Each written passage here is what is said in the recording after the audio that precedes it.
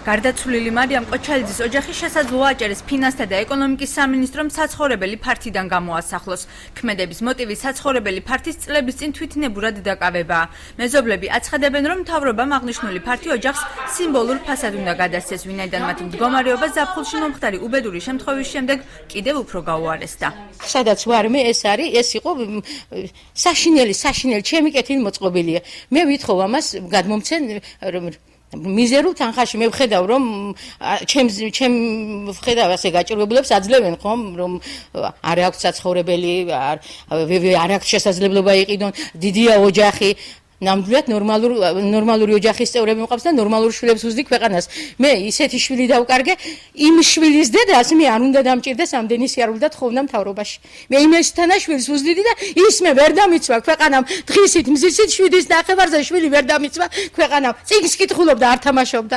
წიგნს კითხულობდა და ვერ დამიცვა ის შვილი. ჩვენი მეზობლების მოთხოვნა პირველ რიგში არის ეს, რომ რაღაცნაირი დახმარება გაუწიოს ეკონომიკის სამინისტრომ ამ მოსახლეს, რადგან გაუბედურებული ოჯახი დარჩა სრულიად ღია ცის მიუხედავად იმისა, რომ თავის დროზე გქონდათ საშუალება შეესყიდათ, ჯერ წამოვიდნენ რაღაცნაირ დათმობაზე, შემდეგ გადაიფიქრეს.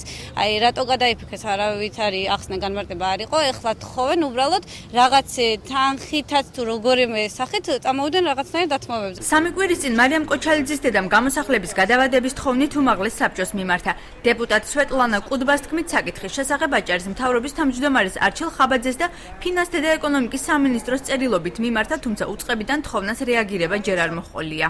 მე მივმართე ბატონ არჩილ ხაბაძეს შუამდგომლობით, მაგრამ სამწუხაროდ გავიგე, რომ ბატონმა არჩილმა გადაამისამართა ჩემი შუამდგომლობა ეკონომიკის სამინისტროში და ძალიან დაბალი პროცენტით არა მაქვს იმედი, რომ ეკონომიკის სამინისტრომ რაღაცა გადაწყვიტოს დადებითად ამ ოჯახის სასარგებლოდ. აჭარის მთავრობაში კი აცხადებენ, რომ ამ ეტაპზე საკითხი შესწავლის პროცესშია. ჩვენთან შემოვიდა უმაღლესი საბჭოს დეპუტატი სვეტლანა კუდბას შუამდგომლობა მოქალაქე ჟუჟუნა ბერიძის საცხოვრებელი ფართის გადაცემის თაობაზე. აღნიშნული შუამდგომლობა გადაგზავნილია აჭარის ფინანსთა და ეკონომიკის სამინისტროში და მიმდინარეობს საკითხის შესწავლა. რაც შეეხება მარიამ ყოჩალიძის მკვლელობის ფაქტს, საქმე დღემდე გამოუძიებელია. შინაგან საქმეთა სამინისტროს ინფორმაციით, გამოძიებას ახალი გარემოებები ჯერ არ აღმოუჩენია.